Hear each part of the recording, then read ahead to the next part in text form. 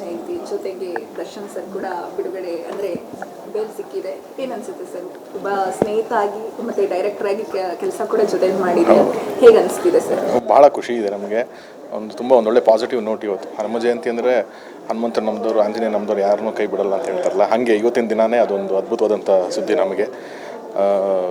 ನ್ಯಾಯಾಲಯಕ್ಕೆ ನಾವು ಧನ್ಯವಾದಗಳನ್ನ ಹೇಳ್ತೀವಿ. ಆ್ಯಂಡ್ ಅವ್ರು ಬೇಲ್ ಸಿಕ್ಕಿರೋದಷ್ಟೇ ಅಲ್ಲ, ಆದಷ್ಟು ಬೇಗ ಅವರು ಆರೋಪ ಮುಕ್ತವಾಗಿ ಆಚೆ ಬರಲಿ ಅನ್ನೋದೇ ನಮ್ಮ ಪ್ರೇಯರ್ಸ್ ಇದೆ. ಸೊ ಅದು ಬೇಗ ಆಗಲಿ ಅಂತ ಕೇಳ್ಕೊತೀನಿ.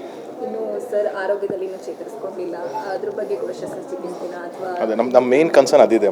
ಎಲ್ಲದಕ್ಕಿಂತ ಮುಖ್ಯವಾಗಿ ಸಾರ್ ಆರೋಗ್ಯ ಚೆನ್ನಾಗಾಗಬೇಕು ಅಂತ. ಯಾಕಂದರೆ ಒಂದು ಕನ್ನಡ ಚಿತ್ರರಂಗದಲ್ಲಿ ಒಂದು 200-300 ಕೋಟಿ ವಹಿವಾಟು ನಡೆಸುವಂಥ ಒಬ್ಬ ನಾಯಕ ನಟ ಅವರು, ಒಂದು ಸ್ಟಾರ್. ಅವರ ನಂಬ್ಕೊಂಡು ಹಲವಾರು ಕುಟುಂಬಗಳು ಕೆಲಸ ನಡೆಯುತ್ತೆ. ಸೊ ಹಾಗಾಗಿ ಚಿತ್ರರಂಗಕ್ಕೆ ಅವ್ರು ಭಾಳನೇ ಮುಖ್ಯವಾಗ್ತಾರೆ. ಸೊ ಅವ್ರ ಹೆಲ್ತು ಅವ್ರದ್ದು ಅದು ತುಂಬ ಇಂಪಾರ್ಟೆಂಟ್ ಆಗುತ್ತೆ. ಸೊ ಆದಷ್ಟು ಬೇಗ ಅವ್ರು ಗುಣಮುಖರಾಗಲಿ, ಮೊದಲಿನ ಥರನೇ ಅವ್ರು ವಾಪಸ್ ಬರಬೇಕು ಅಂತ ಸರ್, ಎಲ್ಲರೂ ಅಂದುಕೊಂಡಾಗಿದ್ರೆ ಡೆವಿಲ್ ಸಿನಿಮಾ ಈ ಮಂತ್ ರಿಲೀಸ್ ಆಗಬೇಕಾಗಿತ್ತು. ದರ್ಶನ್ ಅವರು ರಿಲೀಸ್ ಆಗಿ ಬಂದಿದ್ದಾರೆ, ಅದೊಂದು ರೀತಿ ಕಾಕತಾಳೀಯ ಅನಿಸುತ್ತೆ. ಇಲ್ಲಮ್ಮ, ಅದೇನೋ ಒಂಚೂರು ಈ ಥರದೊಂದು ಅಡಚಣೆಗಳಾಗಿರುತ್ತೆ.